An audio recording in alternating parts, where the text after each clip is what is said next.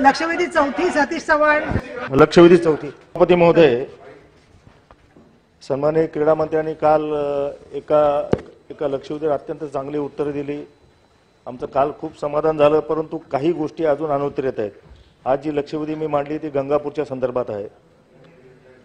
सभापती महोदय, तिथे फक्त बॅडमिंटन हॉल, टॉयलेट आणि ऑफिस एवढं झालं. 1 कोटी आपण जी रक्कम दिली त्याच्यातून 12 कामं अपेक्षित होते. त्यापैकी एकच खेळाचं ऍक्च्युअल काम झालेलं आहे. अशोक जगतापच नाही आहेत. BNC कडून त्या समितीला हस्तांतरित झाली. समितीने लोकार्पण केलं.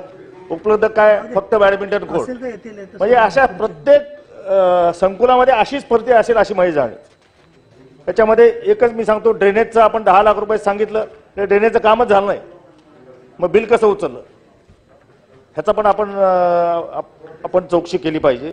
आबासाहेब शिरसाट नावाचे नगरसेवक आहेत, त्यांनी सर्व पाहणी करून ऍक्च्युअल विभागाला सुद्धा निवेदन दिलंय. त्याच्यावरही काही आपण अजून काही घेतलं नाही. त्या बास्केटबॉल कोर्टला साहेब खरं तर ऍक्च्युअली 10 लाख रुपये लागतात. आपण कुणाला विचार, आपण खेळाडू आहात. 2,80,000 बास्केटबॉल कसं होतं कोर्ट मला माहिती नाही. आपण लोकार्पण करून टाकलं त्याचं, ह्याची पण चौकशी करा. आणि सगळ्यात महत्वाचा मुद्दा, आपण शासन निर्णय केला की तालुका क्रीडा संकुलाला 3 कोटीपर्यंत रक्कम मंजूर करताय. आपण 3 कोटी असं मंत्री महोदयाने म्हणाले. नाही 5 कोटी नवीन याला हो. आपण जुन्या चालू असलेल्या 3 कोटी बरोबर आहे ना. आता हा शासन निर्णय झाला. आता याच क्रीडा संकुलासाठी समितीने मान्यता दिली. राज्य पातळीवर कुठली आपली समिती आहे त्यांनी 6 कोटीला मान्यता दिली. म्हणजे शासन निर्णय महत्वाचा, ते बंधनकारक समितीला आहे का नाही, हा एक मुद्दा त्या निमित्तानं आपल्याला विचारतो. आणि शेवटचा प्रश्न, सभापती महोदय, अशी क्रीडा संकुले किती आहेत अख्ख्या महाराष्ट्रामध्ये अपूर्ण स्थितीमध्ये, आणि त्याला किती निधी लागणार आहे पूर्ण, आणि त्यापैकी यावर्षी किती तरतूद केली? अन्य सभापती महोदय, गंगापूर तालुक्यातला हा विषय आहे क्रीडा संकुलाचा. आपण जे म्हणतात ते खरं आहे की आपण त्यावेळेला 1 कोटीपर्यंतच आपण अनुदान मदत आपला निधीची उपलब्धता त्यावेळी होती. थँक्यू. आणि 1 कोटी रुपयामध्ये हे सगळं काम करावं म्हणून अंदाजपत्रक त्यावेळेला 1 कोटी 5 लाखाचं झालं. त्यामध्ये आपण विचारल्यामुळे जो 12 गोष्टी आहेत वेगवेगळ्या क्रीडा प्रकारचा, त्याच्यामध्ये 200 मीटरचा रनिंग ट्रॅक करायचा होता, बॅडमिंटन हॉल करायचा होता, टॉयलेट, खो खोचं ग्राउंड होतं, काय इंडोर हॉल होता, बास्केटबॉल होतं, अनेक गोष्टी आहेत. ॲडमिनिस्ट्रेशन ऑफिस होतं, व्हॉलीबॉलचं कोर्ट होतं, कबड्डीचं ग्राउंड होतं, बोरवेल होती, काही इंटरनल रोड होते. असे 12 त्या ठिकाणी त्यातले जे वेगवेगळे ग्राउंड्स आहेत आणि आतल्या सगळे सोयी आहेत त्याचा अंतर्भाव याच्यामध्ये होता. पण नंतर या ठिकाणी या कामाला मंजुरी मिळाली, टेंडर झालं, वर्क ऑर्डर झाली, आणि त्यानंतर 12% बिलोने जवळपास हे काम गेलं. आणि वर्क ऑर्डर 27 जून 2014ला झाली. त्या कामाला सुरुवात झाली. परंतु मधल्या काळामध्ये असं झालं की तिथलं जे तालुका क्रीडा संकुल समिती आहे त्यांनी त्या ठिकाणी निर्णय केला की 200 मीटर ट्रॅक जो त्या ठिकाणी घेतलेला होता की 200 मीटरमध्ये खरं म्हणजे आता तो पुरा ट्रॅक हा 400 मीटरचाच पाहिजे तालुक्यामध्ये. आणि असं असताना की फक्त ते एस्टिमेटमध्ये बसत नाही किंवा बाकीची ग्राउंडची व्यवस्था त्यावर होत नाही म्हणून त्यांनी 200 मीटरचा केलेला होता. नंतर तालुका क्रीडा समितीने असा निर्णय केला बैठक घेऊन की हा 200च्या ऐवजी 400 करावा. आणि तो 400 केल्यामुळे त्या ठिकाणी अतिरिक्त लागणार निधी आहे हा तो त्या ठिकाणी वापरण्यात आला. आणि त्यामुळे 12 पैकी बाकी जे कामं आहेत ती फक्त 6 झाली. त्या ठिकाणी 12 कामांच्या ऐवजी 6 कामच झाली. आणि त्यामध्ये मग कबड्डीचं ग्राउंड झालं, ड्रेनेज सिस्टीम झाली, खो खोचं ग्राउंड झालं, व्हॉलीबॉलचं ग्राउंड झालं, बास्केटबॉल ग्राउंड झालं, आणि इंटरनल रोड, असे थोडेफार असे 6 गोष्टी झाल्या. आणि 6 गोष्टी राहून गेल्या.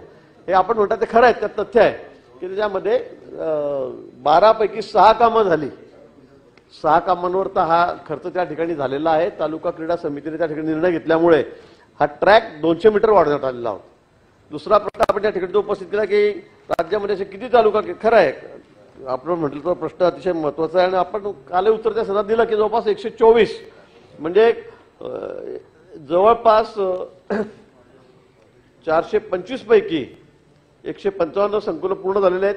124 हे बांधकामाधीन आहेत. 94 जागा प्राप्त आहेत त्यामुळे झाले नाहीत आणि 52 संकुलं असे आहेत की त्याचे कोर्ट कचेरीचे काही जागेचे वाद चाललेले आहेत, स्तरावर आहेत, प्रांत लेवलवर आहेत, काही कोर्टामध्ये आहेत आणि म्हणून 124 जे बांधकामाधीन आहेत ते या ठिकाणी अपूर्ण आहेत. पण नंतरच्या काळात सरकारने आपण या ठिकाणी निर्णय घेतला आणि त्यांना आपण सांगितलं की आता 1 कोटीमध्ये काही होत नाही आणि म्हणून 1 कोटी ज्या ठिकाणी तालुका संकुल आहे त्याला आता आपण 5 कोटी रुपये आपण त्या ठिकाणी केले. पण आता हे बांधकामाधीन आहे त्यामुळे त्याला 1 कोटी आणि परत वरतून 3 कोटी असे 4 कोटी रुपये आपण आता याला देऊ केलेले आहेत. म्हणजे एकूण 4 कोटीपर्यंत हे तालुका क्रीडा संकुल, जिल्हा क्रीडा संकुल जिथे आता काम चाललं असेल त्याला 8 कोटीचं त्यावेळेला लिमिट होतं. आता त्याला परत त्याच्यामध्ये 7 कोटी म्हणजे 15 कोटी नाही, ते 8 कोटी होतं त्याला 15 कोटी ऍडिशनल केलं म्हणजे 23 कोटी, म्हणजे 8 कोटीवरून आपण ते 23 कोटीपर्यंत केलं आणि विभागीय जे 24 कोटी आपण त्याचं एस्टिमेट मंजूर केलं होतं त्याला 54 कोटी म्हणजे 24 वरून 54 कोटी या ठिकाणी केलेलं आहे. आणि म्हणून काल मी हे सगळं सविस्तरपणे आपल्याला या ठिकाणी उत्तर दिलेलं आहे. आणि असे 124 क्रीडा संकुल राज्यामध्ये की जे आता प्रगतीपथावर आहे आणि त्याचं अपग्रेडेशन आपण त्या ठिकाणी करू. त्यांनी मागणी केली त्या ठिकाणी काय ऍडिशनल व्यवस्था करायच्या आहेत तर आपण त्या ठिकाणी 3-3 कोटी अजून वाढून देऊ शकतो. म्हणजे 1च्या ऐवजी आता आपण त्याला 4 कोटी देणार आहोत. करतो व्यवस्था. यावर्षी बजेट आता माझं परवाच माननीय वित्तमंत्र्यांशी, माननीय उपमुख्यमंत्री त्यांची बोलणं झालं, माननीय मुख्यमंत्री महोदयाशी बोललं. यामध्ये आम्ही बजेटच्या संदर्भामध्ये तजवीज करतो आहोत. काही CSRच्या माध्यमातून सुद्धा याच्यामध्ये आम्ही मोठी मदत घेतो आहोत. तालुका क्रीडा केंद्रासाठी आम्ही बजेटची व्यवस्था त्या ठिकाणी करणार आहोत. पण निश्चित या खेळाला प्राधान्य द्यावं, ग्रामीण भागामध्ये खेळाचा प्रचार व्हावा. जे युवक आहेत, तरुण आहेत त्यांना जास्तीत जास्त क्रीडाकडे ते वळले पाहिजेत आणि त्यांना अद्ययावत सोयीसुविधा उपलब्ध केल्या पाहिजेत. अन्यथा नुसतं ग्राउंड करून दिलं तुम्ही खेळत बसा तिथे तर असं तर चालणार नाही. आणि म्हणून याकडे मी आपल्याला कालच सांगितलं की माननीय जसे आपले पंतप्रधान नरेंद्रजी मोदी यांचं या ठिकाणी खूप बारकाईने लक्ष या सगळ्या खेळांवर आहे. त्यामुळे अगदी गावाखेड्यापासून वाडी वस्तीपासून या खेळाकडे सगळे खेळाडू वळले पाहिजे. त्यासाठी ही निधी आम्ही याच्याकडे उपलब्ध करून देऊ. हो, एकच विचारतो आपण स्पेसिफिक उत्तर दिलं नाही. या वर्षी या क्रीडा संकुलासाठी आपण किती तरतूद करणार आहात? आता लक्षवेधी विचारली आम्ही, रामभाऊनी सुद्धा त्यांच्या बहुतेक तालुक्यात केली असेल तरतूद असं मला वाटतं.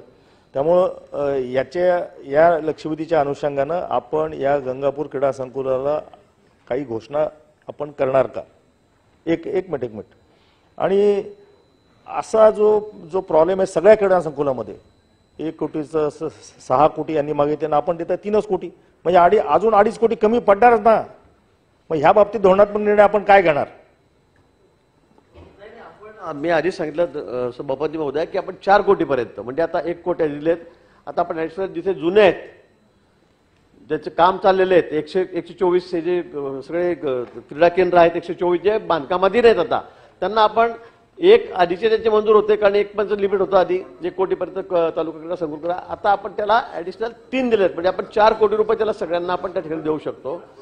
4 कोटी रुपये आपण त्याला देऊ शकतो. काही स्पेसिफिकेशन असेल की तशा अपवादात्मक परिस्थिती असेल तर या ठिकाणी राज्य क्रीडा विकास मंडळ आहे त्याचा अध्यक्ष स्वतः म्हणजे मंत्रीच असतात तर तशी आपल्याला त्या ठिकाणी त्यांना जी वाढीव किंमत आहे त्याला आपल्याला देता येईल. यावर्षी क्रीडा खात्याचं बजेट जे आहे ते 523 कोटी रुपये आहे. 523 कोटी रुपये आणि मला वाटतं ते अजून आपल्याला वाढवावं लागेल. तेवढ्यात खरं म्हणजे होणार नाही आणि निश्चित तो आमचा प्रयत्न चाललेला आहे. या खात्याकडे खूप बारकाईने लक्ष वरती केंद्रापासून आहे. आपण केंद्राकडून काय मदत मिळते DPDC मध्ये आहे आपल्याला मदत करता येईल, तरतूद करता येईल केंद्रातून. मी सांगितलं ना आपल्याला, मी सांगितलं CSRच्या माध्यमातून केंद्राच्या माध्यमातून राज्यामध्ये थोडेसे पैसे आपण वाढवून घेऊन या ठिकाणी हे क्रीडा संकुल अद्ययावत झाले पाहिजे. 5 कोटीपर्यंत नवीन असेल तुम्ही 5 कोटी मी तुम्हाला देऊ. सगळे तुम्हाला परत सांगितलं की 5 कोटी पण तालुक्याला, जिल्ह्याला, राज्याला आपण काय काय देणार विभागीय क्रीडा मंडळ. तर मला असं वाटतं की निधीची कमतरता आम्ही भासू देणार नाही. गंगापूरसाठी तर जे एस्टिमेट आलेलं आहे आता जे 6.5 कोटी रुपयाचं एस्टिमेट या ठिकाणी 6 कोटी आणि काही समथिंग रुपये आहेत. मला वाटतं थोडं नियमात होतं 1 कोटी आधी दिलेले आहेत, खर्च झालेले आहेत. अजून आपण त्याला 3 कोटी देऊ. 4 कोटीपर्यंत आपण त्याचं सगळे काम करू.